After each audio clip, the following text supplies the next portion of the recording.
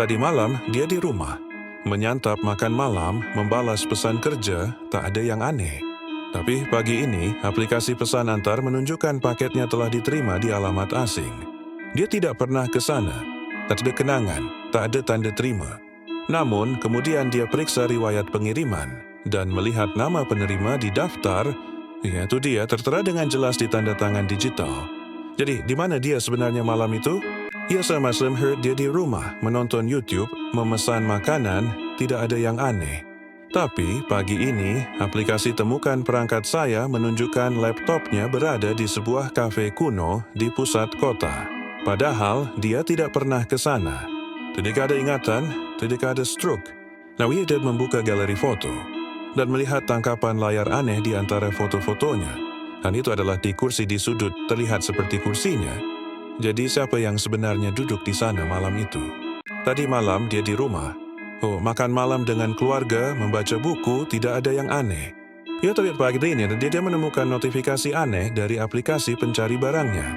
Boneka kesayanganmu terakhir terlihat di rumah kosong di seberang jalan. Dia tidak pernah punya boneka itu, tidak ada ingatan, tidak ada foto. Tapi kemudian dia membuka notifikasi itu, dan melihat foto sebuah boneka, rambutnya ikal, persis seperti rambutnya sendiri. Jadi boneka siapa itu sebenarnya? Tadi malam dia di rumah, menonton siaran berita memesan makan malam, tidak ada yang aneh. Tapi pagi ini sebuah paket datang, dari alamat yang dia kenalin. Isinya sebuah kaset video lama. Tidak ada catatan, tidak ada pengirim. Tapi saat ia memutarnya, ia melihat rekaman dari dalam kamarnya. Direkam semalam, lalu kamera itu berbalik dan menunjukkan seorang bayi merangkak keluar dari televisinya. Ya, jadi siapa yang mengirim paket itu? Semalam dia ada di rumah. Makan malam, pesan antar, maraton serial TV, tak ada yang aneh. Tapi pagi ini ada notifikasi dari aplikasi ojek online. Sebuah tagihan perjalanan pukul 2 pagi ke sebuah gudang tua. Dia tidak pernah ke sana. Tidak ingat, tidak ada riwayat panggilan. Lalu dia membuka detail perjalanan itu. Dan sudah lihat catatan kecil untuk pengemudi, isinya, tolong tunggu. Dia harus main kunci dan orang di dalam. Ya, jadi koinan apa yang sebenarnya ia lakukan malam itu? Kemarin sore dia ada di rumah, menyalakan lilin aromaterapi, membaca buku, tidak ada yang aneh. Tapi pagi ini, aplikasi belanja online menunjukkan ada paket terkirim ke alamatnya pukul 2 dini hari. Dia tidak pernah memesan, tidak ada notifikasi. Ketika ada tagihan, lalu dia membuka paket itu. Isinya hanya satu lilin putih, meleleh sebagian. Di dasarnya ada sehelai rambut panjang. Rambut itu bukan miliknya. Jadi siapa yang sebenarnya ada di rumahnya malam itu? Tadi malam dia baru saja pulang kerja. Mas Peters makan malam lewat aplikasi, menonton video di YouTube, tidak ada yang aneh. Tapi pagi ini ada notifikasi tagihan dari aplikasi ojek online untuk perjalanan jam 2 pagi. Tujuannya ke sebuah jembatan tua. Dia tidak pernah ke sana, tidak ingat apa-apa, tidak ada riwayat panggilan. Tapi kemudian dia membuka detail pesanannya dan melihat foto profil pengemudi motornya. Itu adalah dirinya, tersenyum menatap lurus ke kamera.